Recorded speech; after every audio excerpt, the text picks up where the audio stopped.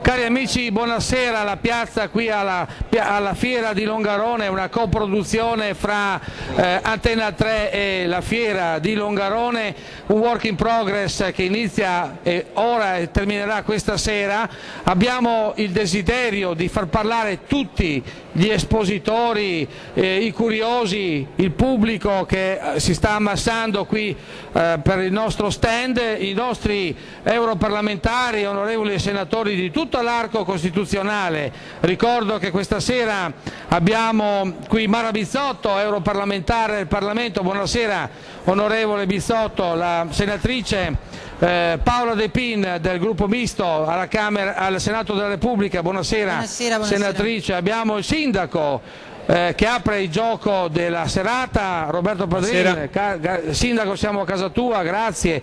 L'onorevole Roger De Menec, buonasera, del Partito Democratico, segretario regionale, grazie. Mario Pozza, presidente della Camera di Commercio Unificata Treviso-Belluno, buonasera Presidente. Buonasera. Siamo a Belluno, diciamo Belluno-Treviso. Abbiamo poi anche Giacomo Deon, che è presidente della Confartigianato di Belluno. Buonasera. Buonasera a lei. Insieme anche allo scopo più principale per cui il Confartigianato si sta battendo, tutti i proventi andranno a Emanuela Comiotto dell'associazione Leucemie. Buonasera Comiotto. E poi abbiamo un professore universitario, scrittore, che è Carlo Valli.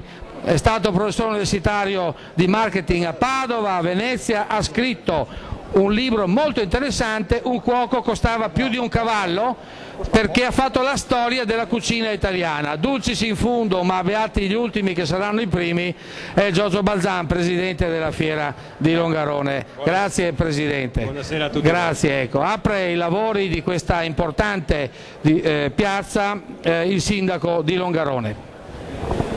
Buonasera a tutti e grazie dell'invito a questa manifestazione che per Longarone Fiere è sicuramente una delle più importanti, dove abbiniamo la enogastronomia all'arte. Penso che questo abbinamento, che ormai da diversi anni è un binomio vincente che ci sta dando dei grandissimi risultati, ma soprattutto quello che è il nostro obiettivo, quello di valorizzare le produzioni locali, perché il nostro paese è straordinario anche per la cucina, e quindi questa manifestazione penso che si inserisca in questo contesto, e il numero di visitatori altissimo dà conferma che questa è la strada giusta per valorizzare queste produzioni. Tra l'altro, Sindaco, ricordiamolo, ci sono 16 regioni d'Italia. Presidente Balzan, una parola su questa importante fiera. L'importanza è per le associazioni di categoria che si sono impegnate molto insieme alla fiera per organizzare questa edizione di Sapori Italiani Alpini, a cui per la prima volta è stato aperto un padiglione legato proprio all'aspetto della birra, e poi c'è l'arte in fiera.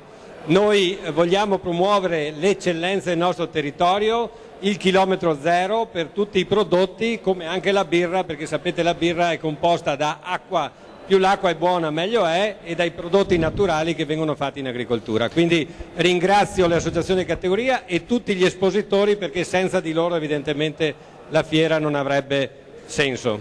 Grazie Presidente, ricordo che con questa nuova gestione la Fiera di Longarone sta conoscendo una stagione più che positiva. Da un anno c'è una nuova gestione e sono in aumento continuo sia i visitatori che gli espositori, ma anche la cassa di risonanza di questa Longarone, Sindaco, molto importante per la storia d'Italia, ricordiamolo, perché è una terra che ha sofferto ma che oggi ha una linfa vitale positiva per uscire con un messaggio alla nazione intera. Beh, siamo anche durante il periodo che ci avvicina al 9 ottobre, quindi al 53esimo anniversario del disastro del Vajont. Questa terra, come giustamente dicevi tu, è una terra che ha sofferto, però ha avuto una grande e straordinaria capacità di risollevarsi, e questo lo dobbiamo proprio al sacrificio e all'impegno di tantissime persone che hanno permesso anche di realizzare questi straordinari padiglioni espositivi che ci permettono di organizzare eventi durante tutto l'anno oggi c'è Sapori Italiani, il 29 ottobre aprirà a Redamont e poi ci sarà la mostra internazionale del gelato, quindi Longarone è un esempio e mi auguro che lo possiamo anche mutuare in tutti i luoghi dove purtroppo ogni anno accadono tragedie anche nel nostro paese, la capacità e il nostro esempio di rinascere, di avere la forza e la volontà di ricostruire e di iniziare un percorso nuovo, come dicevi giustamente tu, e quindi attraverso la fiera, attraverso l'area industriale questa nostra terra è rinata ed oggi siamo in grado di poter presentare al pubblico anche manifestazioni come questa che sono un valore aggiunto e che per noi sono un motivo d'orgoglio sicuramente. Grazie Sindaco, è dalla montagna che raccogliamo le istanze per la pianura, oggi siamo in montagna e quindi Roger tu sei un nativo perché sei segretario regionale, però, onorevole, però sei del posto, quindi lascio a te la parola per le istanze che vengono dalla montagna che devono essere recepite dalla Nazione. Sì, io spesso quando faccio gli interventi in aula, insomma, con orgoglio mi definisco montanaro perché abitando in montagna ne comprendi fino in fondo le difficoltà e le necessità anche di porre in essere dei nuovi modelli di sviluppo. Io parto da una considerazione proprio rispetto al disastro del Vajont. Dopo il disastro questa valle, la Valle del Piave, ha conosciuto una straordinaria crescita industriale. Abbiamo collocato nelle nostre città, nei nostri paesi, tante zone industriali, un distretto straordinario che è quello dell'Occhiale. Oggi siamo alla fase 2 e allora l'importanza di questa fiera è quella di riconoscere che c'è un'altra possibilità di una grande filiera nel territorio anche bellunese come in tutto il Veneto, dico, che è la filiera della qualità dei prodotti agricoli, di mettere insieme le produzioni agricole con l'ospitalità e quindi per aprire un'altra frontiera e quindi spostare un po' gli equilibri che in questa valle come in tutto il Veneto nel momento del boom industriale si sono obiettivamente spostati, insomma, nella grande fabbrica, no? Nella concentrazione di lavoro. Oggi abbiamo bisogno di diluire il lavoro in queste valli, soprattutto nelle valli alpine dove è tutto più complicato e dove fare grande manodopera è meno redditizio da un punto di vista industriale. Allora la sfida dei sapori è una sfida importante e la cosa che mi fa piacere è che in questa fiera ci siano tutte le associazioni di categoria, perché possiamo partire dalle eccellenze e dobbiamo sempre ricordarci che le eccellenze del territorio sono uniche e non si possono delocalizzare e spostare. E allora bene la fiera, ma soprattutto sia un motivo di discussione e di riflessione per porre in essere un paradigma diverso rispetto allo sviluppo industriale degli ultimi anni. Grazie onorevole De Menec, e dalla fiera di Longarone poi andremo all'Europarlamento. Onorevole Bizzotto, avete bloccato, siete riusciti a bloccare l'invasione dei prodotti enogastronomici americani, io credo che dobbiamo continuare questa battaglia, lascio a lei la parola. Sì, dobbiamo continuare perché se da una parte c'è l'eccellenza del territorio, di questo territorio, del territorio italiano, che vediamo qui esposto, in Europa c'è chi invece non vuole difendere, anzi ogni giorno continua ad attaccare questi nostri prodotti e continua a difendere invece gli interessi delle multinazionali. Ecco, io credo che dovremo lottare, vi chiedo anzi lottare insieme a noi perché dobbiamo difendere questi prodotti. Io ho la fortuna di essere qua e sentire anche i profumi che sono unici, non sono copiabili, però il marchio italiano, il marchio del Veneto invece spesso viene copiato, quindi sta a noi rappresentanti delle istituzioni difendere questi prodotti che sono eccezionali, difendere la nostra agricoltura perché vogliamo continuare a mangiare prodotti sani, prodotti buoni, prodotti unici. Difatti poi avremo anche latte busche, onorevole Bizzotto, stanno arrivando i rinforzi, vedo che è veramente un work in progress, i sapori italiani stanno arrivando, tra l'altro abbiamo anche un Giacomo Deon che magari se viene in piedi qui accanto al Presidente insieme al professore universitario, venga qua anche lei, l'autore dei cuochi, del libro sui cuochi. Deon è venuto a Bruxelles assieme a tanti ristoratori. Ecco, è venuto a Bruxelles, esatto. è venuto a Bruxelles. Siamo, molto bene, molto bene. Io vorrei fare una piazza un po' atipica, nel senso che qua siamo anche in una grande famiglia. Sarà sarà l'atmosfera di montagna, che è, diciamo, un'atmosfera particolare de Menec.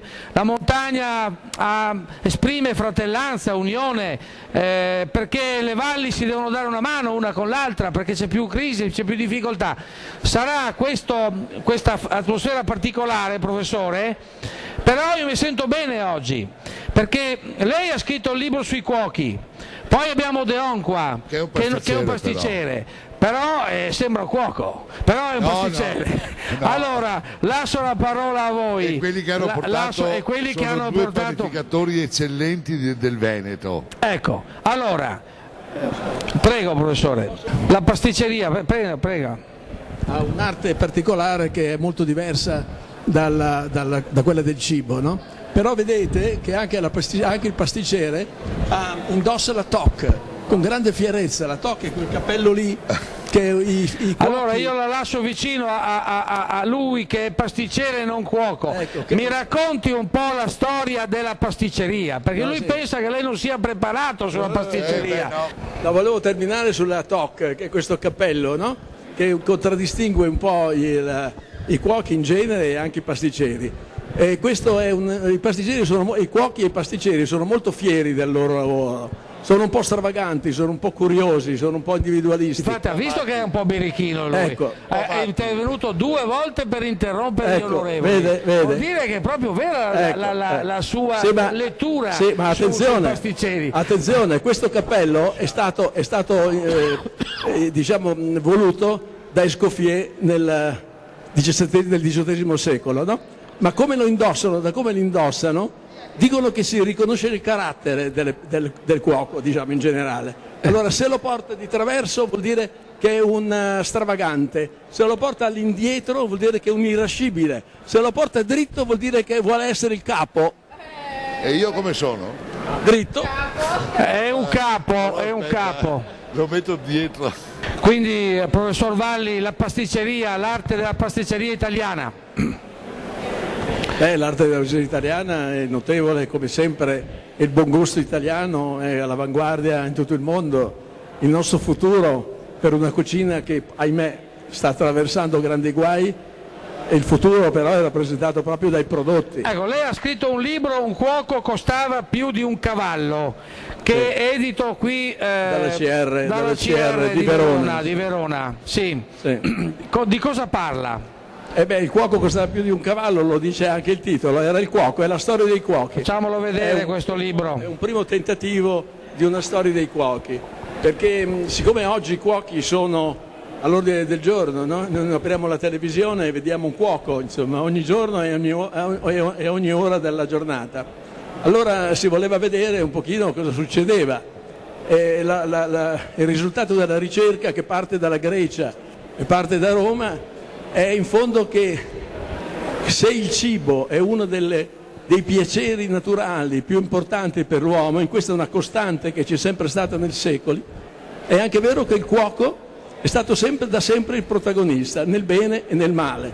Nel bene perché essendo l'autore dell'alta gastronomia da sempre, dai tempi della Grecia, ripeto, a oggi si era ritrovato a firmare i grandi banchetti, e i banchetti erano la massima espressione di manifestazione pubblica, civile e anche politica. Mazzarino diceva ai suoi tempi che la politica, che la cucina è un'arma della politica. Ma difatti io vedo come attira la popolazione il fatto di parlare di enogastronomia e di cucina. La fiera è stracolma, è piena. Pubblicità.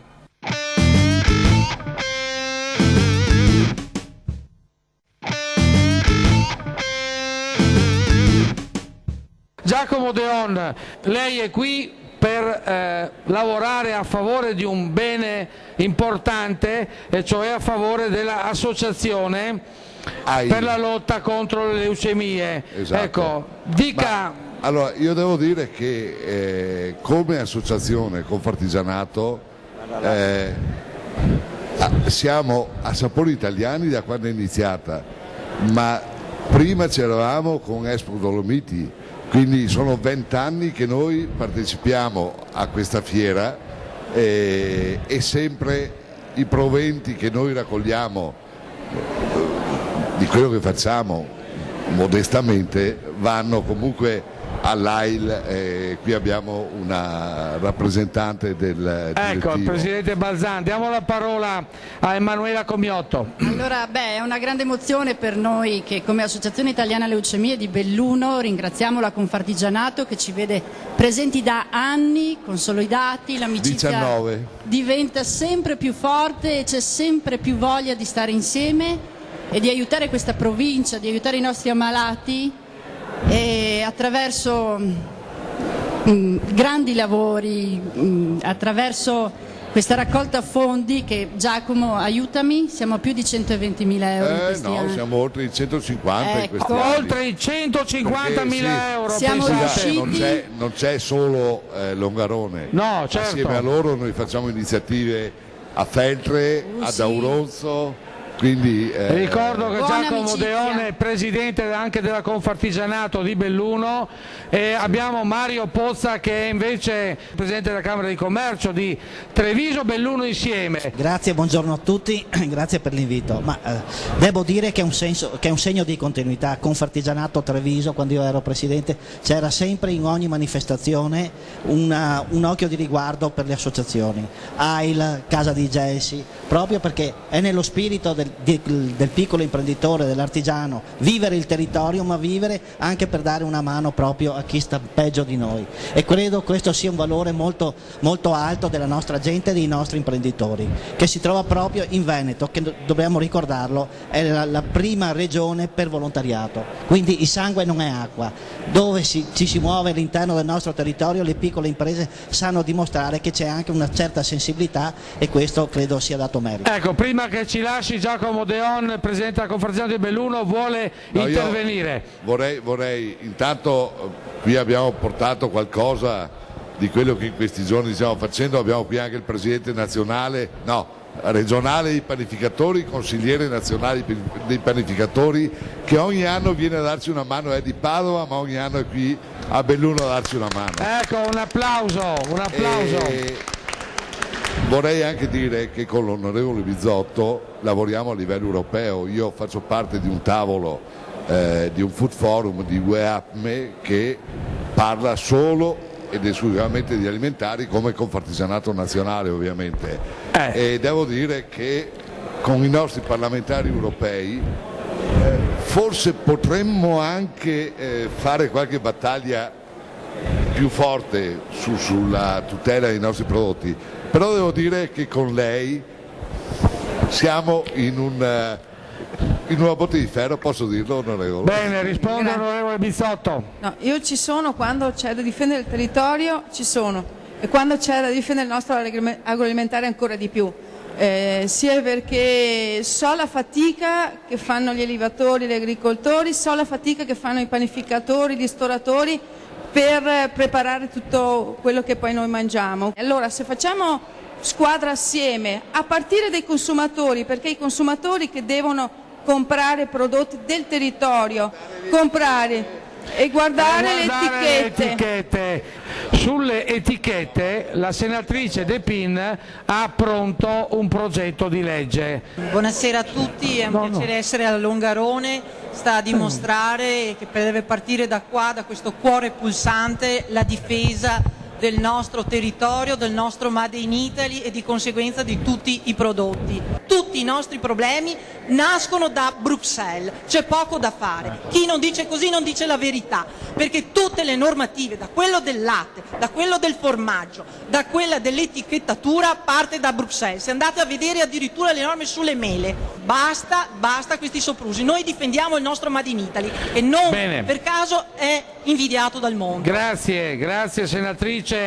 Io lascio al sindaco il compito di fare un'intervista a Fausto Bortolotto, che è presidente della MIG, insieme anche a Nicoletta Bortolin, che è dei giovani imprenditori di Confagricoltura. Devo fare il tuo lavoro. Devi farlo tu. Allora io intervisto Fausto, che da mesi sta lavorando per la prossima edizione della Mostra Internazionale del Gelato, che si terrà dal 27 al 30 di novembre del 2016, e quindi a Fausto io gli chiedo come sta andando l'organizzazione, se siamo a buon punto e se siamo pronti per un'altra grande MIG. l'organizzazione sta andando molto molto bene, anche perché non è solo gli ultimi 2 mesi, sono 12 mesi che lavoriamo per l'appuntamento del 27 novembre. Abbiamo fatto delle uscite sia in Croazia che in Austria che in diverse parti del mondo. Comunque qui ho dato la mancanza del gelato qua. Da 53 anni anche noi, ma speriamo che arrivi, se no andiamo a prenderselo dopo. Vorrei ricordare all'europarlamentare onorevole Bisotto che il gelato è l'unico alimento tutt'oggi che ha una giornata europea dedicata. Dopo 4 mandati a Bruxelles e a Strasburgo siamo riusciti con varie difficoltà a ottenere la giornata europea del gelato artigianale e a tutt'oggi è l'unico alimento, vuol dire che un certo valore ce l'ha. Siete venuti su più volte a portare il gelato e alla fine avete preso i parlamentari per la gola, ecco, forse bisogna Comunque il insistere in merito questa è direzione. soprattutto di Longarone Fiere, che ha fatto il capofila, e dell'Art Glass, che è l'associazione di gelatieri artigiani europei. Beh, guardate, i bellunesi insegnano a tutti su questo. Ho notato che questi ultimi giorni i gelatieri italiani germani del Cadore dello Zoldano c'hanno tutto un sorriso smagliante, perché se gli ultimi 15 giorni poi rientrano nelle nostre valli. Fausto Bortolo, quando faremo la piazza dedicata ai gelatai, mi piacerebbe raccontare anche qualche storia, perché ci sono i nostri anziani che devono raccontare ai giovani. Lei ha vicino una giovane, che è Nicoletta Bortolin, che poi parlerà anche dell'importanza dell'imprenditoria giovanile qua legata all'agricoltura. Noi abbiamo in Germania a tutt'oggi circa 2000 ragazzi provenienti dal Sud America, dal Brasile e dall'Argentina, perché nessuno qua in Europa vuole più lavorare il sabato e la domenica. E allora è quello il problema. Quando vi dicono che il 40% dei giovani sono senza lavoro, se io le offro il lavoro mi chiedono se c'è da lavorare il sabato e la domenica. Allora, Nicoletta Bortolin, il chilometro zero è importante, no? Sì, salve, grazie per averci invitato. Io rappresento qui i giovani di Confagricoltura. Noi riteniamo che l'imprenditoria giovanile, vedendo anche con la nostra associazione di categoria, si sta sviluppando, tant'è che circa il 40% degli associati della nostra associazione risulta essere giovani imprenditori o giovani che comunque entrano a far parte dell'azienda del padre. Questa è una cosa molto importante, anche perché dalla parte del chilometro zero è un settore che si sta sviluppando soprattutto nel nostro territorio e che porta il cliente anche a visitare zone dei nostri territori magari non vicinissimi alla strada, più in montagna, quindi le malghe, tutto quanto quel territorio che comunque non è prettamente all'acquisto diretto, ed è molto importante, pensiamo noi, che tutti i giovani agricoltori si diano da fare e che comunque lavorano il sabato e la domenica, proprio come dice lei. Io stessa, che sono un'imprenditrice, lavoro i sabati e la domenica. Sono nate delle imprese nuove grazie alla fiera, della canapa. Sì. Presidente, voi ti ricordi? Assolutamente sì, tra la canapa, il fagiolo di Lamon e altri prodotti che ovviamente la seta, per quanto riguarda la seta, delle piccole aziende si stanno sviluppando e molti territori possono essere dedicati anche a queste nuove attività che integrano comunque altre attività agricole che ormai ci sono.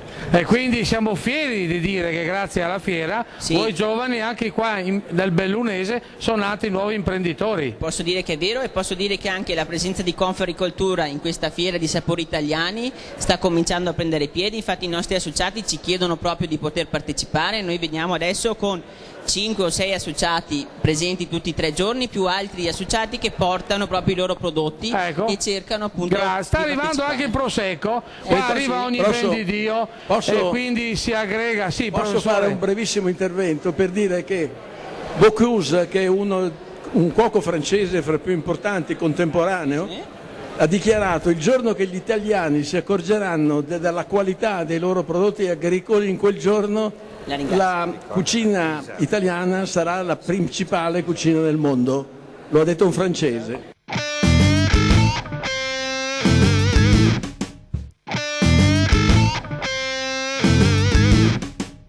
Un applauso alla FISAR che ha dato questo Prosecco. Presidente, dica che cos'è la FISAR, Presidente. Per noi è importante perché è la prima esperienza, stanno presentando diverse cantine qui all'ingresso, per noi rappresenta una novità e quindi abbiamo assolutamente piacere di collaborare con loro, auspichiamo di collaborare sempre di più perché crediamo, senza voler copiare Vinitaly, che anche la Fiera di Longarone, che adesso si sta mettendo insieme a Santa Lucia di Piave, a San Donà e anche Godega, possano promuovere il loro territorio, allora, vedete, che è un territorio ricco di vini. Mi ha anticipato e ha dato la notizia che doveva essere segretissima e data dopo, ma siccome tutti sono qui che stanno attenti, guarda quanta gente si sta assiepando qua, il nostro Presidente ha dato una notizia importantissima. Qua si parla di una grande fusione, mi pare di capire. Ma non è una fusione, è un accordo di collaborazione tra tutte le fiere del Piave. Ecco. La filiera del Piave parte dalle Dolomiti, arriva ovviamente al mare, il Piave arriva giù al mare, per cui noi, Santa Lucia e San Donà, abbiamo fatto un protocollo di intesa che firmeremo alla presenza del Presidente Zaia, quindi anche con il patrocinio della Regione, al quale proprio ieri si è unita come intento anche la Fiera di Godega, per riuscire, quindi abbiamo un grande polo fieristico. Per riuscire a promuovere un calendario fieristico che sia unico dalla montagna al mare. E quando ci sarà questa, diciamo, firma? La firma credo che sarà questione di giorni, credo al massimo entro il mese di ottobre, e dal 2017 spero che ci sia una collaborazione fattiva per mettere insieme un calendario unitario. Quindi avremo il Presidente Zaia che firmerà questa grande, importante intesa. Un commento sul mangiar bene, abbiamo finito Longarone, questa grande fiera, le fiere del Piave, una battuta sulle fiere del Piave, Presidente. Ma ci sta tutto il tema delle fiere del Piave, visto e considerato che c'è un filo conduttore, un fil rouge come si direbbe, che le unisce. E siamo qui a San Donà con una fiera che fa 70.000 visitatori e che ha dimostrato di avere veramente, oltre che storia, anche spina dorsale.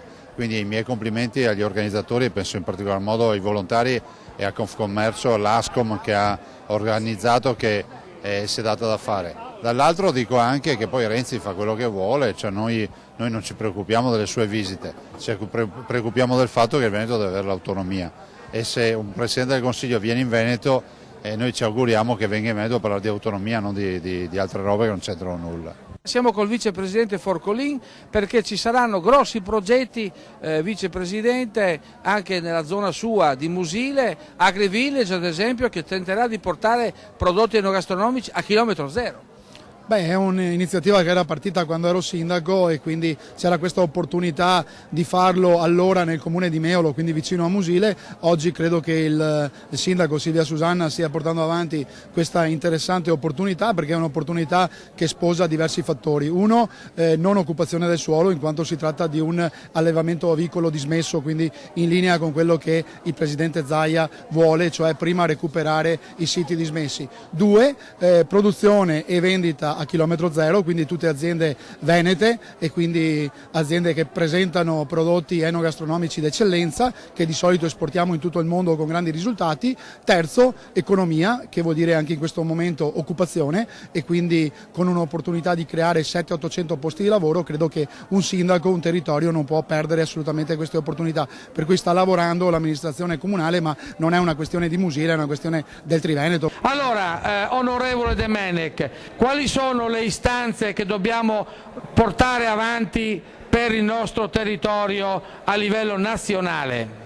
Beh, è stato detto in questo incontro, un equilibrio più corretto fra il territorio e lo grande sviluppo della metropoli.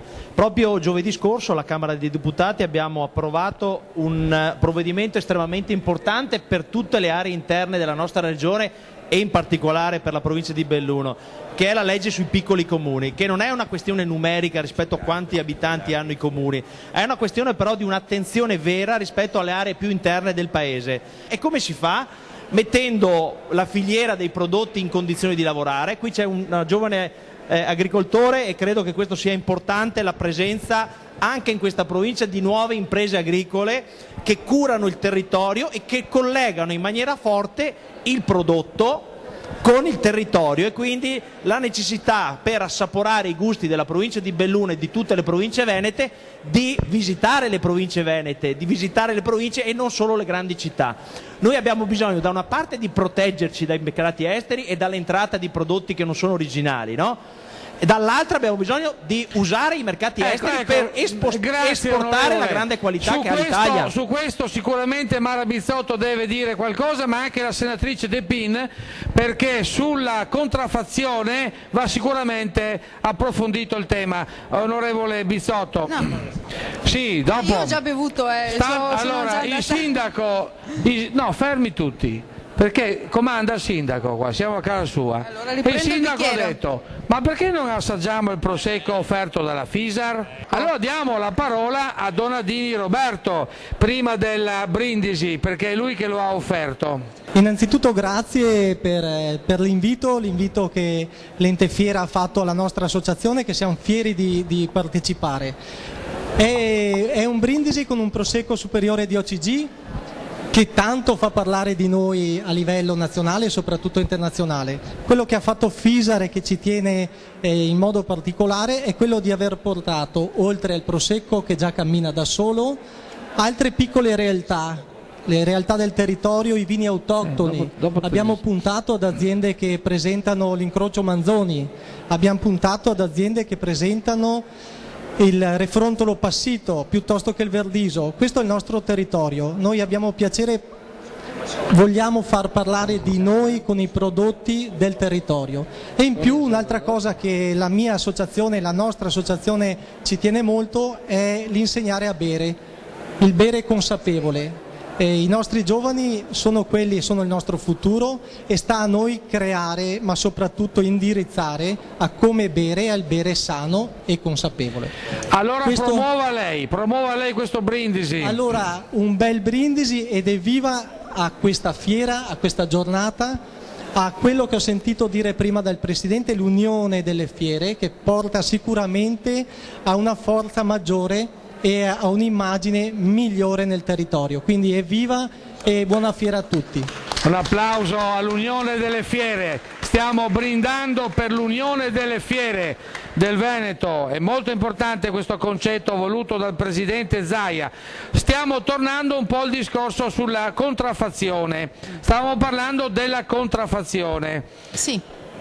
Allora, io ascoltavo l'amico del PD, diceva anche cose di buon senso. A volte succede che il PD dice cose di buon senso. A volte. Il problema è che il buon amico suo Renzi non fa i passi successivi.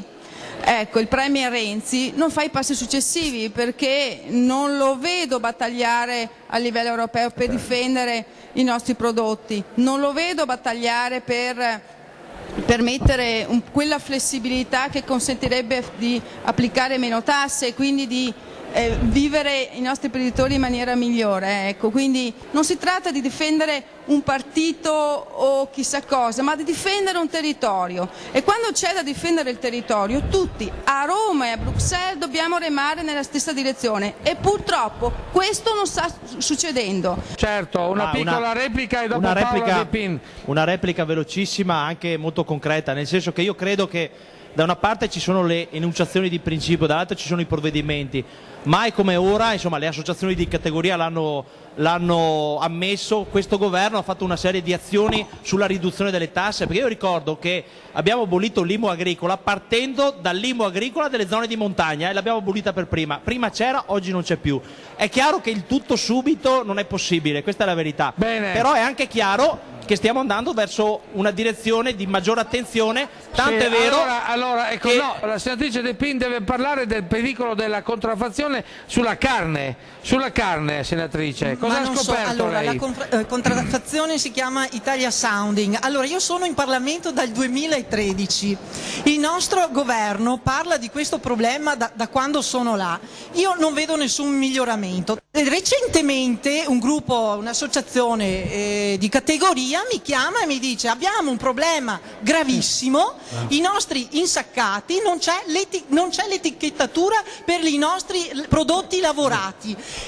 L'etichettatura, io veramente dico, ma veramente questo governo dice una cosa e poi fa zero. Adesso io presenterò col mio gruppo Alternativa per l'Italia un DDL per l'etichettatura dei nostri prodotti lavorati. È una cosa assurda, l'etichettatura è fondamentale per i nostri prodotti, perché se no stiamo a casa, cosa facciamo? I nostri lavoratori, io sono figlia di contadini, so cosa si vuol dire. prima il presidente Balzan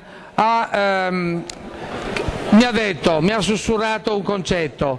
Io ritengo che il mangiare sia una cosa bella, fare e cucinare è un'arte. E allora cosa ha pensato lui? Ha pensato di portare l'arte in fiera. Prego, Presidente. Io velocemente ringrazio Franco Fonzo per l'11ª edizione di Arte in Fiera, perché è un padiglione splendido, ma do la parola a uno degli espositori artisti, Ferruccio Gard, che credo ne sa molto più di me in termini di arte. Prego, Ferruccio.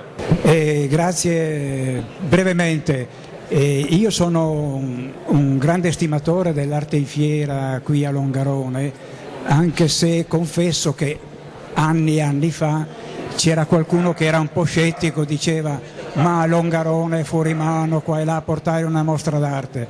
Allora, a parte il fatto che Longarone non è affatto fuori mano, perché si trova in una zona facilmente raggiungibile da tantissime città e centri importanti, e quindi può avere un bacino di utenza di alcune centinaia di migliaia di persone, però il coraggio di portare l'arte in fiera qui a Longarone è stato premiato, perché ogni anno io vedo che aumenta il numero dei visitatori e che tantissime persone inizialmente erano scettiche davanti a certe espressioni dell'arte moderna, espressioni molto avanzate che forse non avevano mai visto. Adesso la passione verso l'arte, l'interesse verso l'arte sta aumentando di anno in anno, al punto che non vorrei offendere nessuno, mentre negli anni precedenti si vedeva che 2/3 delle persone che visitavano l'arte fiera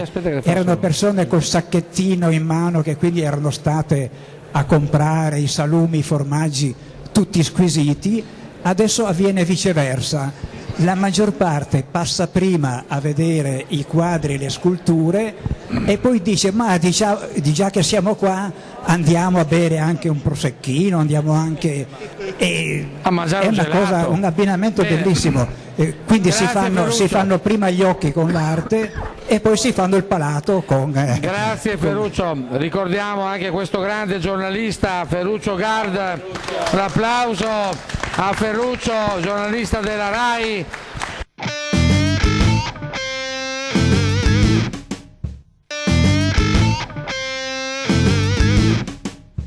Prima che il sindaco ci lasci, il nostro sindaco vuol dire qualcosa, perché poi alla fine è una serata importante per la tua città, per la fiera, per il Veneto, c'è tutto un fermento in positivo. Questa è la responsabilità che ha il sindaco dopo, sempre di più, ma insomma io sono contento soprattutto, come ho detto prima, perché Longarone vuole essere veramente un esempio di rinascita, della capacità di noi bellunesi, ma penso di noi veneti, di noi italiani, di voler ricominciare, e questa comunità ha ricominciato dove è stata distrutta e stiamo portando avanti tante iniziative con la collaborazione di tutti, partendo dalla fiera, che è sicuramente una vetrina importante, un'opportunità penso per soprattutto le aziende per potersi presentare di fronte a un grande pubblico, attraverso le nostre zone industriali nel settore dell'occhiale, nel settore del freddo. Io vivo sempre con grandissimo ottimismo e quindi voglio pensare al futuro in positivo e con tanta speranza. Ecco, e siccome c'è Mario Pozza, perché giustamente si sta creando una collaborazione tra montagna e pianura, tra Belluno e Treviso, molto importante, Presidente Pozza, io vorrei che lei prendesse la parola per questo concetto di unione tra montagna e pianura anche a livello di sinergie lavorative. Questa sinergia tra Treviso e Belluno è iniziata ancora prima con le associazioni, che quindi hanno avuto una visione nel proporre anche delle strategie di indirizzo e di sostegno del territorio con la fusione della Camera di Commercio tra queste due realtà. Tra l'altro ci sono dei settori che sono in comune, c'è una continuità. Direi che queste due realtà economiche si sposano. C'è un confine geografico certamente, però dal punto di vista operativo non c'è confine. Ormai i confini direi non ci sono più, perché con il commercio vediamo non serve più andare in un negozio, lo si compra direttamente da casa, dallo smartphone o altro. Oggi stiamo parlando di prodotti di qualità e di conseguenza, se noi mettiamo le aziende in condizione di operare, gli diamo gli strumenti per poter nel loro territorio arrivare anche in capo al mondo, i nostri bravi artigiani, piccoli imprenditori, agricoltori e commercianti sanno fare la loro parte. Grazie Presidente. Prima di andare via il professor Valli voleva ancora sottolineare un aspetto legato, diceva il Presidente Pozza, alla qualità dei nostri prodotti. La qualità accennavo prima che la nostra cucina, nonostante il grande fervore, la grande attualità dell'alimentazione, dell'alimentare, ha una crisi profonda. Cioè la nostra cucina tradizionale è in crisi forse irreversibile, perché purtroppo per la prima volta nella storia dell'esistenza umana, per la prima volta noi siamo il secolo dei cambiamenti, i nostri cambiamenti che sono così importanti, perché oggi la famiglia si è ridotta di numero dei loro membri, aumentano gli anziani, diminuiscono i giovani, la donna lavora ed è importantissimo naturalmente, però non è più la titolare della cucina come era una volta, quindi la nostra cucina di tradizione non si sa dove va. Il futuro della nostra cucina, la bussola diciamo di orientamento è una sola, sono i nostri prodotti. I cuochi non devono inventarsi troppe cose, non devono sovraccaricare i prodotti, i loro piatti, non devono fare delle invenzioni a tutti i costi, devono lavorare sulla modernità e sui nuovi sapori che i nostri articoli, che i nostri prodotti agricoli contengono. Grazie al professor Valli, un applauso a questo grande professore che insegna storia degli alimenti, ha insegnato anche all'Università di Padova ed è un lombardo. Alice, se ci dà una mano, ecco, qualche domanda dal pubblico che vuole intervenire?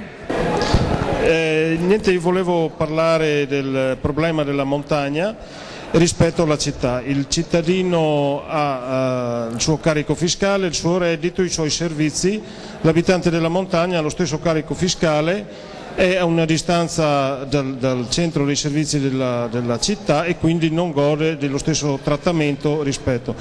Quindi si tratta di un costo suppletivo per gestire la famiglia, per gestire l'azienda, un costo supplettivo che si aggiunge al costo normale della vita in montagna, che è più alto di quello in città, perché abbiamo più riscaldamento, più chilometri di strada, abbiamo la mancanza di scuole, dobbiamo mandare i figli a scuola in città, cioè il vivere in montagna è già una missione di per sé stesso, però a livello fiscale siamo trattati come in città, e questo disagio che si manifesta ormai da diversi decenni ha portato al dimezzamento della popolazione in provincia di Belluno e soprattutto delle aree montane. La causa principale appunto sono i disagi e l'iniquità del sistema fiscale. Nessuna legge per tutelare la montagna. Chi vuol rispondere a questa domanda? Onorevole De Pin. L'idea per me è semplice, è togliere ai comuni di montagna qualsiasi forma di patto di stabilità interna. È il sindaco che si deve occupare del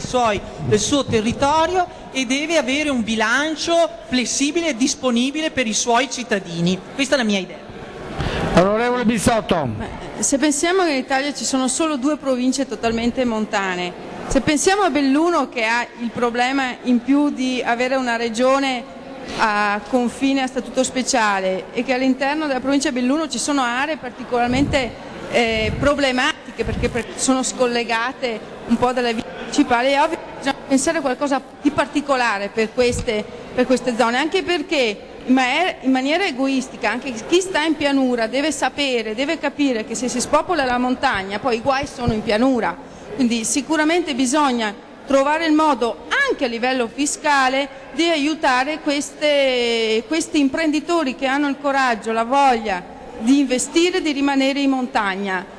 È arrivato ogni ben di Dio, guardate c'è stato un cambio di di prodotti che i nostri amici stanno portando, e anche Igor Olivotto di Latte Busche è venuto a portare le istanze del latte, vero? Esattamente, buonasera a tutti.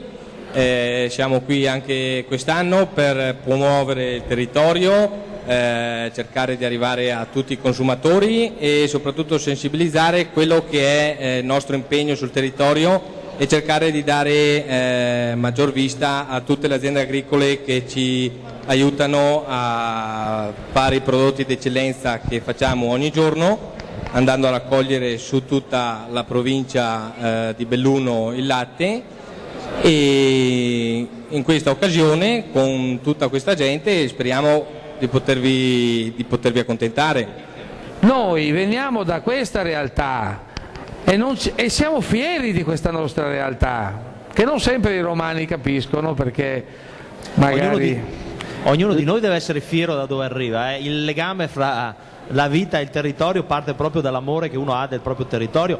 Per tornare al ragionamento di prima, dobbiamo introdurre nel modello fiscale il differenziale montagna, si chiama in termine tecnico, cioè quella plusvalenza positiva che gli abitanti nelle zone interne del paese devono avere, e per fare in modo che i cittadini si fermino bisogna dare ai cittadini l'opportunità di vivere a parità di condizioni quantomeno rispetto ai cittadini della pianura. A questo riguardo sono venute a trovarci Elisa e Francesca da Santo Stefano di Cadore. Abbiamo parlato prima, ecco, un applauso alle nostre due rappresentanti di Santo Stefano di Cadore. Abbiamo parlato prima dell'imprenditoria giovanile. Voi siete anche imprenditrici, quindi avete un'istanza da portare avanti, che è quella della zona franca. Sì, esattamente. E prima il sindaco di Longarone diceva che guarda con ottimismo al futuro. Noi guardiamo al futuro con preoccupazione, e proprio questa preoccupazione ha fatto sì che ci trovassimo e pensassimo a quale potesse essere una soluzione per il nostro territorio. Il Comelico Sappada è l'estrema periferia non solo della provincia di Belluno ma anche del Veneto, e al confine con l'Austria. È una valle naturalistica meravigliosa, ma proprio per la situazione di isolamento è sempre più difficile riuscire a vivere portando avanti le proprie attività, e proprio l'isolamento e lo spopolamento ci hanno fatto prendere ad esempio la situazione di Livigno, che è un esempio positivo di come una zona franca in un territorio montano, isolato, spopolato ma con enormi potenzialità di sviluppo possa risolvere i problemi e far rinascere un territorio che ricordiamo fino a pochi decenni fa era veramente florido, e insomma nei viaggi in macchina la riflessione era quella: ma perché non posso vivere proprio il mio territorio, che non è nemmeno Cadore, è proprio Comelico Sappada, e devo prendere la macchina tutti i giorni e spostarmi quando le potenzialità ci sono. I sacrifici ci sono, però insomma i giovani sono fatti secondo me per portare avanti il nuovo con forza e non per sedersi comodamente su una sedia e insomma lasciarsi scorrere le giornate. Passo la parola ad Elisa. Ecco, infatti anch'io devo portare avanti, voglio portare avanti. Un'altra imprenditrice anche lei. L'attività prima del nonno, adesso del papà, lavoriamo insieme, e, insomma ci siamo trovati a marzo di quest'anno, io e Francesca, perché abbiamo detto bisogna trovare una soluzione, ci impegniamo, abbiamo dato il cuore nell'attività, ma alla fine il problema non è il nostro, non era il nostro problema, non siamo noi le incapaci. Però è lo Stato che ci ha messo in questa condizione. Siamo in un territorio che è ben diverso da tutta la provincia di Belluno. Noi abbiamo ragionato insieme e abbiamo visto che la defiscalizzazione è una cosa che lo Stato italiano non prende in considerazione da anni. E sbaglia perché comunque in Asia viene utilizzata regolarmente. Non chiediamo soldi. Sostanzialmente in tutto il Comelico abbiamo fatto un conto, versa 15 milioni di euro, di IVA di cui lo Stato italiano dovrebbe fare a meno, insomma. Però aumentando, diciamo, la popolazione, aumentano i redditi che vengono pagati comunque, quindi, diciamo, è un investimento per lo Stato. Oltretutto parliamo del Comelico, parliamo di turismo, parliamo di una bellezza, insomma, abbiamo le Dolomiti UNESCO, però non abbiamo i mezzi per pubblicizzarlo, quelli che hanno i nostri vicini comunque dall'altra parte, perché dobbiamo considerare che il Comelico ha avuto diciamo questo crollo da quando è stata data l'autonomia ai nostri vicini, quindi l'ago della bilancia si è nettamente spostato. Abbiamo cercato di mantenere, perché noi ci tiriamo sulle maniche con l'occhialeria, però non è la nostra vocazione è il turismo, ma non abbiamo i mezzi per farlo, siamo veramente all'anno zero.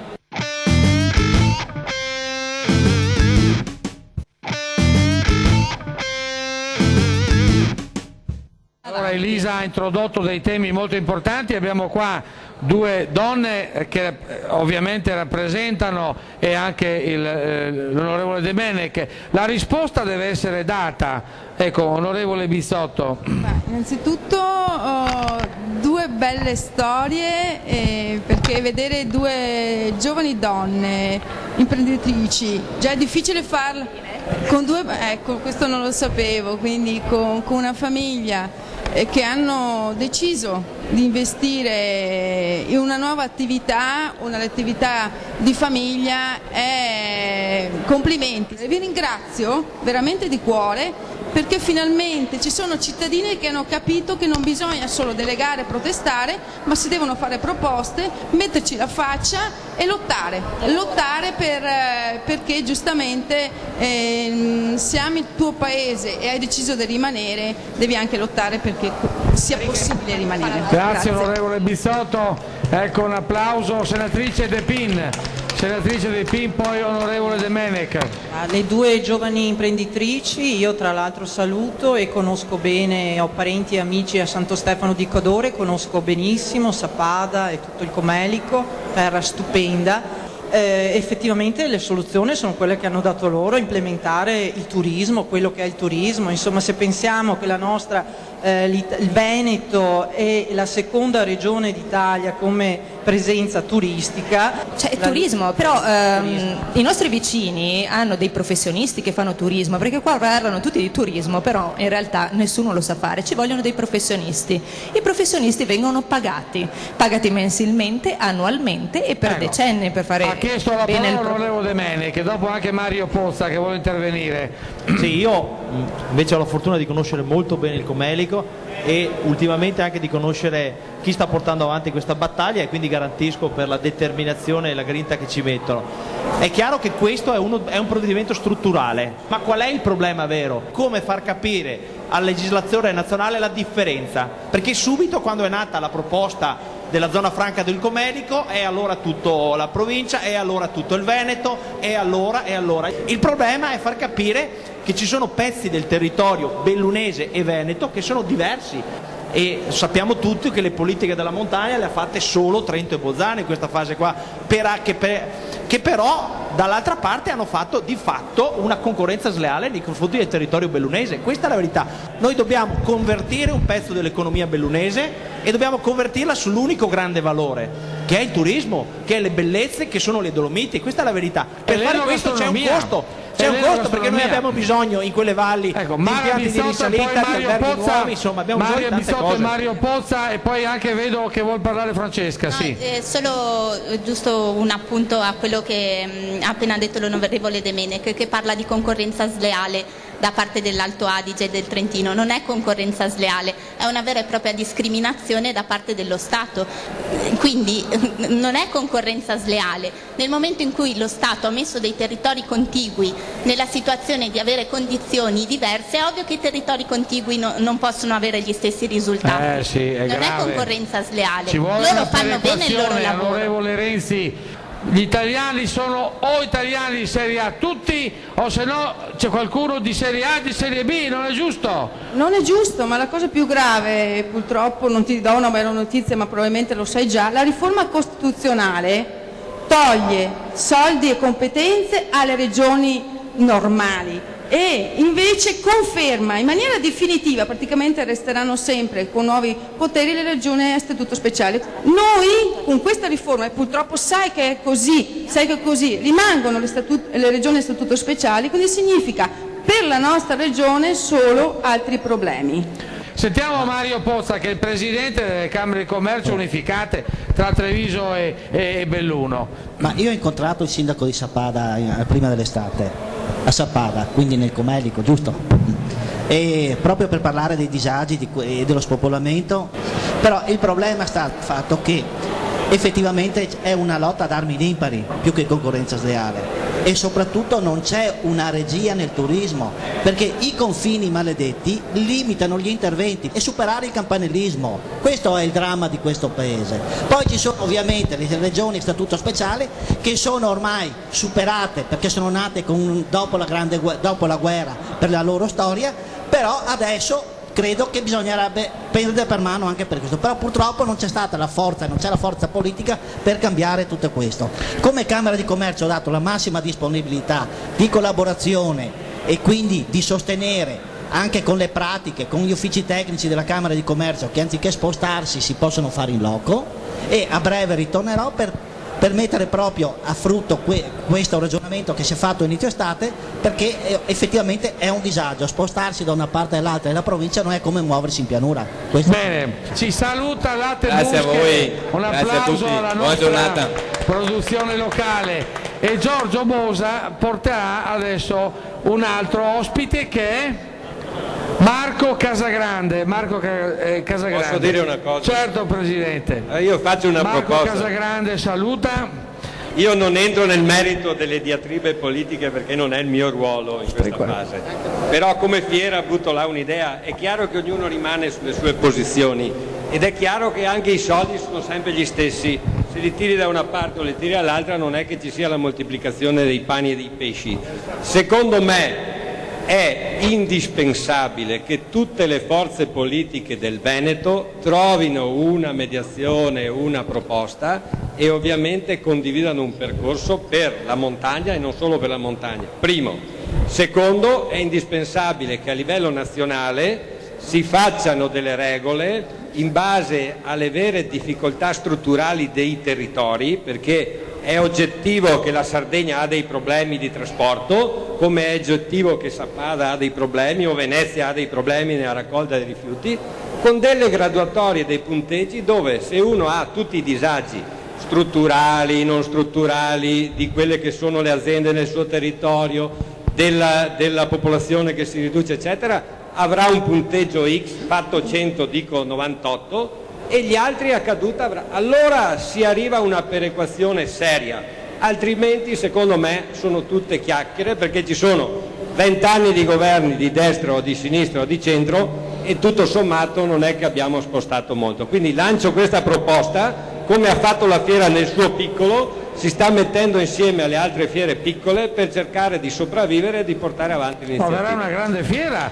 dà un applauso a questa iniziativa, verrà una grande fiera, tanti piccoli che si mettono assieme. Ecco, sentiamo De Menec. Io sono completamente d'accordo con quello che diceva Giorgio adesso, tanto è vero che per me un pezzo del futuro di questi territori è un'alleanza sulle Alpi, perché le Alpi sono molto omogenee e hanno due eccezioni, come dicevo, rispetto al governo e al trattamento economico. Allora noi dobbiamo veramente fare una riflessione. Per quello Giorgio ha detto una cosa giusta: un'alleanza dei territori che sono in grande difficoltà di tutte le Alpi, questo è uno degli elementi, tanto è vero che il mio lavoro quotidiano, al di là di quello che dicevo rispetto ai fondi che stiamo portando in questa provincia, che sono, ahimè, lo dico, parziali, che riguardano solo un pezzo del territorio, è quella di costruire relazioni con le altre province montane, con Sondro, con Verbania, e di tenere i rapporti, e anche qui sono d'accordo, con le due autonome, perché il mio sogno non è che tolgano autonomia e risorse a Trento e Bolzano, il mio sogno è quello che aumentino le risorse in questa provincia, perché è chiaro che, come diceva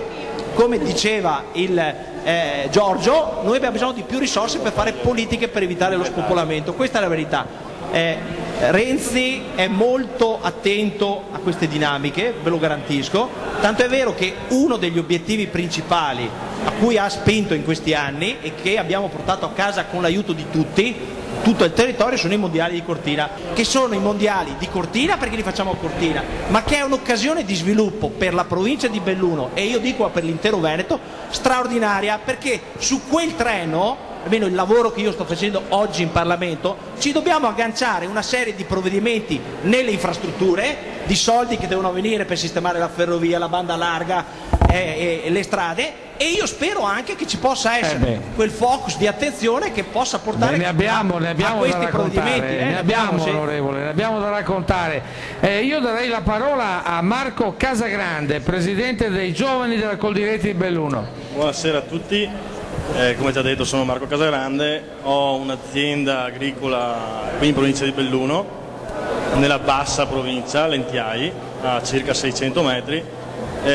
Sono qui questa sera per spiegare un attimo cosa stiamo facendo come giovani di Coldiretti. Stiamo proponendo ai visitatori questa cacciotta che potete vedere lì, che è una cacciotta solidale per le popolazioni del terremoto. Quella viene fatta proprio da una letteria che raccoglie il latte di quelle zone, le zone di Amatrice. La cacciotta della solidarietà. Sì. E l'importo viene devoluto totalmente a questa latteria, che poi si occuperà della ricostruzione oppure del sostentamento di queste zone. Noi siamo qui in Longarone Fiere fino a lunedì, poi la cacciotta verrà venduta in una bottega di Campagna Amica a Salce, che si trova qui sempre vicino a Belluno, a fianco al consorzio agrario. L'importo viene devoluto totalmente, costa 10 euro, quindi non è nemmeno un prezzo così oneroso, insomma, per 1,5 kg quasi di formaggio mi sembra è quasi regalato.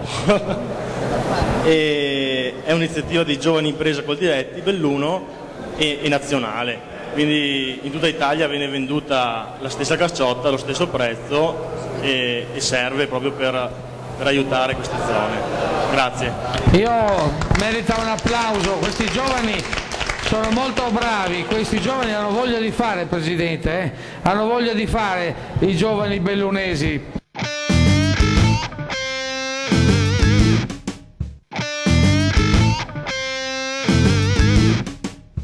Grazie anche a Longarone Fiere, voi puntate molto sui giovani, sull'imprenditoria giovanile, e quindi ci sarà tutta una rinascita attorno ai prodotti locali.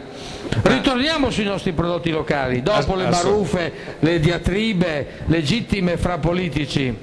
Credo che il compito della fiera sia proprio questo, mettersi a disposizione e soprattutto dei giovani, ma delle aziende, le aziende che possono venire qua e possono esporre i loro prodotti, le loro peculiarità. Cerchiamo di tenere i prezzi il più basso possibile, anzi facciamo degli sconti proprio perché crediamo nella promozione, e ribadisco, credo che questa collaborazione, che auspico nasca bene con tutte le fiere del Piave, sia utile proprio anche per uno scambio commerciale di prodotti di qualità che gli ambiti territoriali effettivamente hanno, e quindi noi continueremo su questa strada per quanto possiamo fare con il massimo impegno. Ecco, ormai siamo in chiusura, e allora ogni singolo ospite, cominciando appunto da Elisa, tiriamo un po' le somme di questa puntata. Voi avete visto gli stand, stanno vedendo le immagini i nostri telespettatori a casa, perché ovviamente stiamo facendo vedere, poi andremo anche in ogni singolo stand a fare qualche intervista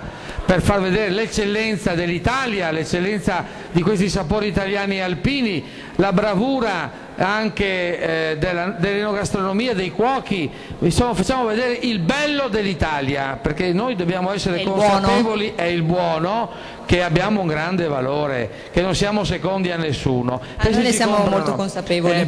Lo siamo, ma non sempre purtroppo, perché c'è troppa negatività, a volte tante altre televisioni fanno vedere solo le parti più brutte. Bisogna anche far vedere quello, ma possiamo parlare anche delle cose belle di casa nostra e degli auspici. Come ad esempio il Comelico e Sappada, è bellissimo e vogliamo che vengano tutti a vederlo. Però abbiamo bisogno di una gran mano da parte della politica. Ecco un appunto che vorrei fare. La popolazione della provincia non è stupida, anzi ci chiedono, allora questa zona franca si fa, ma non i comeliani, i cadorini. anche la gente di Belluno, perché è un'opportunità, può essere un traino per tutta la provincia, come Sondrio ha Livigno e se la tiene ben stretta, Belluno ha il Comelico e Sappada come zona franca, dovrebbe averla insomma, e chiedo appunto questo impegno da parte di tutti, perché è una cosa che si può fare e non è difficile farla. Abbiamo già preparato anche la proposta di legge, già fatta. Bene. Basta solo portarla avanti. Grazie Francesca, grazie.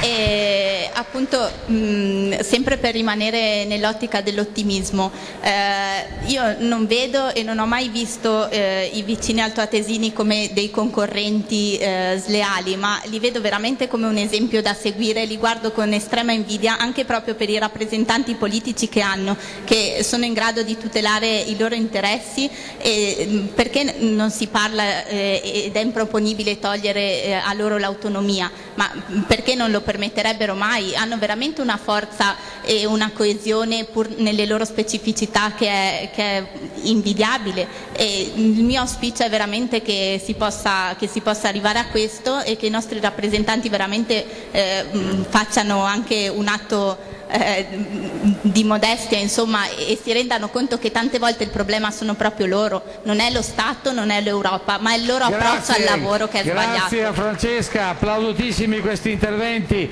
Mario Pozza, in chiusura. Ma direi che il mondo dell'impresa ha superato il campanile, è la politica che deve fare altrettanto. Noi imprenditori aiuteremo i politici a far capire che non ci devono essere i campanili a fermarci, perché la progettualità, l'essenza di quello che è il nostro saper fare deve trovare sbocco nella politica, altrimenti noi non andiamo da nessuna parte. Quindi ben venga la manifestazione come questa, e auspico che queste 2 o 3 giornate di fiera diano buoni risultati, perché effettivamente qui abbiamo l'eccellenza del prodotto di qualità, perché al giorno d'oggi non c'è bisogno di mangiare tanto, ma di mangiare bene e poco, e di bere bene e poco. Bravo, grazie Presidente Pozza. Un altro applauso, vedo che la gente apprezza questi interventi. Onorevole De Menec. Sì, quindi siccome mi hanno chiesto uno sforzo di ottimismo, però io dico che in questa provincia ci sono già alcuni esempi molto virtuosi, nel senso che è iniziato l'anno scolastico e questa provincia, tutti i 6.000 studenti di questa provincia pagano l'abbonamento scolastico simile a quello di Trento e Bolzano, per un'operazione che il tessuto economico, sociale e politico di questa provincia è riuscito a fare, mettendo assieme il fondo comune di confine, il fondo del consorzio BIM e i fondi della provincia. Questo è un esempio di sinergie dentro il territorio della provincia. Io ho avuto l'onore di coordinare quel tavolo e di portare a casa il risultato, il che vuol dire che un cittadino di Sappada che va a scuola a Belluno paga come mio figlio che da Ponte alle Alpi va a Belluno, quindi con un'operazione di dignità. Dico questi esempi per dire che intanto c'è una speranza, no? Questa operazione qua non l'abbiamo fatta per merito mio, non c'entro niente, l'abbiamo fatto per merito della lungimiranza di tutti i sindaci, cioè vuol dire che il sindaco di Longarone ha riconosciuto che il ragazzo di Sappada doveva andare a scuola con lo stesso trattamento, e questa è una forza politica del territorio importantissima. Grazie onorevole De Menec. Momento di ottimismo. Ci siamo in chiusura. Onorevole Bizzotto. Io sono ottimista perché siamo figli di un Veneto, il Veneto del dopoguerra, che ha saputo reagire e ci ha regalato lo sviluppo che abbiamo adesso. Quindi ci mancherebbe altro se non sperassi che da questo momento di difficoltà il Veneto non sapesse uscire. Quello che serve, secondo me, è comunque sentirsi orgogliosamente veneti quando si è a Roma, orgogliosamente veneti quando si è a Bruxelles, e allora forse ci ricorderemo dei problemi della nostra montagna, dei nostri cittadini, e forse qualche problema in meno ci sarebbe per la nostra agricoltura e per i nostri imprenditori. Questo è un appello molto importante, un applauso all'onorevole Bizzotto. Sta arrivando la birra, perché prima il Presidente Balzan, poi chiuderà i lavori ovviamente il Presidente della Fiera, parlava della birra. La birra è molto importante, ecco sta arrivando la birra, ma su questo farà una riflessione finale il Presidente Balzan. Senatrice De Pin, in chiusura. Niente, ringrazio tutti quanti e questa bellissima fiera. Io purtroppo devo dire il mio slogan che noi abbiamo adottato: riprendiamoci le chiavi di casa nostra, e qui in questo sito dico riprendiamoci anche le chiavi della cucina di casa nostra. Cosa vuol dire? Vuol dire che dobbiamo essere noi che ci autodeterminiamo, che ci facciamo le leggi e niente più deve passare da un'autorità così esterna. Quindi a va noi. avanti il progetto di legge sull'etichettatura. Avanti il progetto di legge sull'etichettatura, però ripeto, io sono in opposizione e sono anche in opposizione. Speriamo che venga condiviso. Siamo in chiusura, grazie, un applauso. Ecco, abbiamo ovviamente il presidente Balzan che deve introdurre il discorso della birra e anche l'ospite che ha portato la birra. Allora do direttamente la parola a lui perché è un esperto di birra, io non lo sono, lo ringrazio insieme agli altri maestri di birra che per la prima volta sono presenti in Longarone Fiere, auspichiamo per le prossime fiere un ampliamento anche dei maestri e quindi sicuramente ci sarà un futuro. Grazie, lascio a te la parola per illustrare la vostra attività molto importante. Grazie mille, questa è una birra, è un prototipo di una birra che è stata realizzata parlando di autoctonicità e di territorio con lupoli del territorio. In questo caso non sono stati nemmeno essiccati, la birra di per sé collega in questo caso solo il lupolo al territorio, però oggi io sono vestito così perché abbiamo appena finito di fare la cota di birra qui in fiera e quindi abbiamo fatto una dimostrazione di quella che è la filiera produttiva, almeno della produzione del mosto nella birra, e abbiamo fatto grazie alla collaborazione del Centro Consorzi con un progetto che era nato per istruire il contadino, diciamo, a prodursi la birra, quindi partire dall'orzo che è una materia prima agricola, perché nella birra ricordo che abbiamo l'orzo, abbiamo il luppolo e l'acqua e il lievito, ma due dei pilastri fondamentali sono due materie prime agricole in questo caso, e siamo riusciti, grazie anche alla collaborazione del dottor Collavo, che è un grandissimo mastro birraio, ha fatto un'esperienza, è stato un insegnante della scuola Pedavena, è stato veramente importantissimo per quella che è l'istruzione nel bellunese, nel feltrino della birra, e siamo riusciti, diciamo, a portare avanti questo progetto e utilizzare oggi delle materie prime agricole che hanno fatto gli stessi agricoltori in quella che è la cota dimostrativa. Anche perché voi bellunesi avete il primato della prima birreria d'Italia, lo sapete. Qui c'è la prima birreria d'Italia nel 1830, dove è nato il Papa Luciani, Canale d'Agordo. A Canale d'Agordo nel 1830 è stata fondata la prima birreria italiana. Allora chiude i lavori il nostro presidente. Allora io innanzitutto ho questo onore di chiudere i lavori come di aprirli, ringrazio tutti i presenti, ringrazio tutte le autorità, auspico che da Longarone Fiere parta un messaggio di collaborazione nell'interesse del territorio, della provincia, del Veneto, dell'Italia, perché io mi sento anche italiano e quindi credo che sia giusto difendere il nostro paese, che sia un messaggio di collaborazione, di condivisione di progetti, di strategie condivise e mediate finché si vuole, ma è importante, perché noi abbiamo bisogno per la nostra provincia, per la nostra regione, di collaborazione, di strategie chiare, non ostacolate da nessuno, a favore dei nostri giovani.